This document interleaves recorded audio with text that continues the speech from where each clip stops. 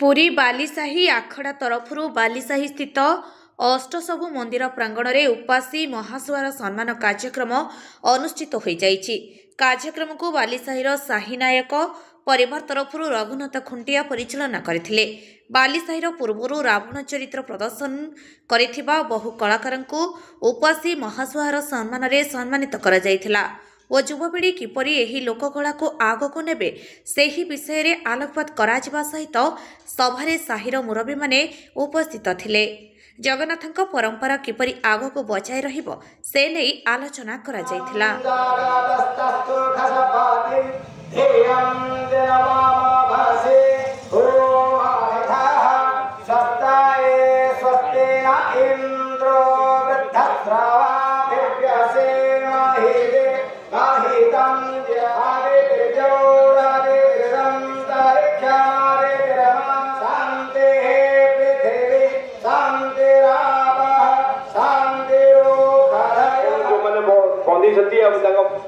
जो मैंने नहांती भी परिवार को डाक सफल नापी आखड़ार सभापति आम नीलान भाई जो साई नायक परिवार देखते रघु को धन्यवाद देवी।